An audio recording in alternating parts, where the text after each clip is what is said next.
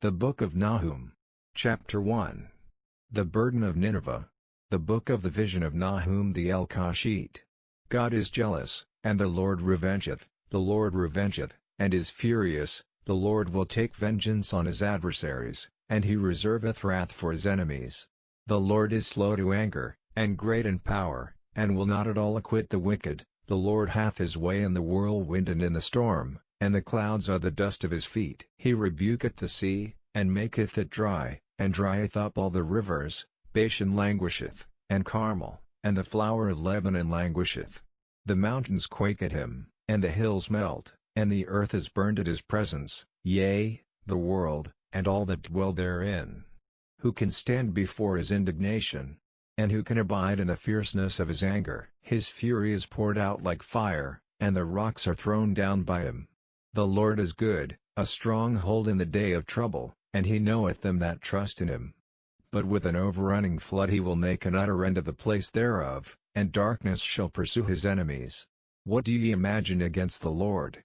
He will make an utter end, affliction shall not rise up the second time. For while they be fulled in together as thorns, and while they are drunken as drunkards, they shall be devoured as stubble fully dry.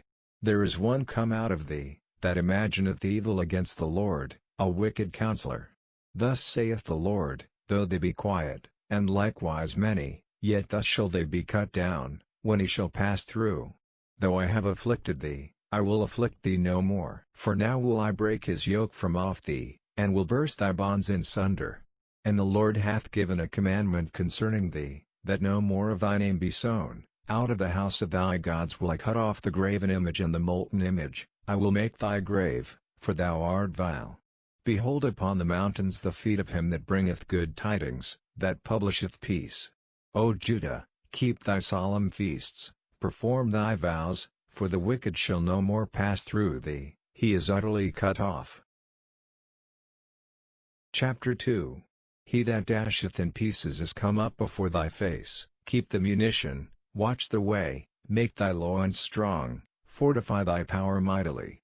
For the Lord hath turned away the excellency of Jacob, as the excellency of Israel, for the emptiers have emptied them out, and marred their vine branches. The shield of his mighty men is made red, the valiant men are in scarlet, the chariots shall be with flaming torches in the day of his preparation. And the fir trees shall be terribly shaken. The chariots shall rage in the streets, they shall jostle one against another in the broad ways, they shall seem like torches, they shall run like the lightnings. He shall recount his worthies, they shall stumble in their walk, they shall make haste to the wall thereof, and the defense shall be prepared. The gates of the rivers shall be opened, and the palace shall be dissolved.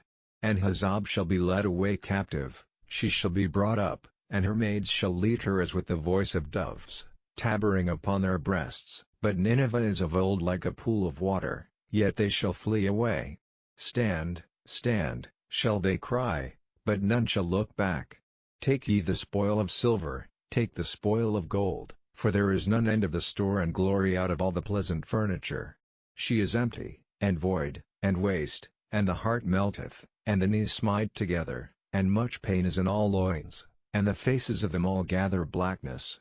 Where is the dwelling of the lions, and the feeding place of the young lions, where the lion, even the old lion, walked, and the lions whelp, and none made them afraid? The lion did tear in pieces enough for his whelps, and strangled for his lionesses, and filled his holes with prey, and his dens with raven.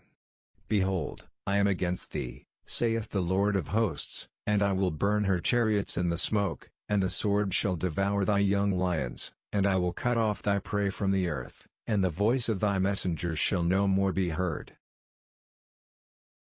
Chapter 3. Woe to the bloody city! It is all full of lies and robbery, the prey departeth not, the noise of a whip, and the noise of the rattling of the wheels, and of the prancing horses, and of the jumping chariots.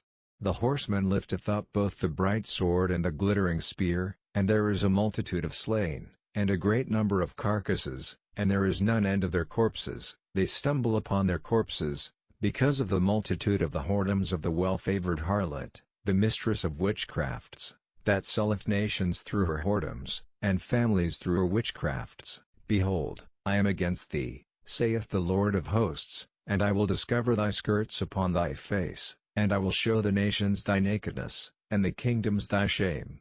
And I will cast abominable filth upon thee, and make thee vile, and will set thee as a gazing stock. And it shall come to pass, that all they that look upon thee shall flee from thee, and say, Nineveh is laid waste, who will bemoan her?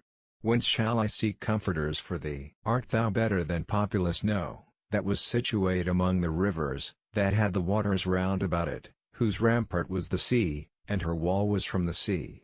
Ethiopia and Egypt were her strength, and it was infinite. Put and Lubim were thy helpers. Yet was she carried away, she went into captivity, her young children also were dashed in pieces at the top of all the streets, and they cast lots for her honorable men, and all her great men were bound in chains.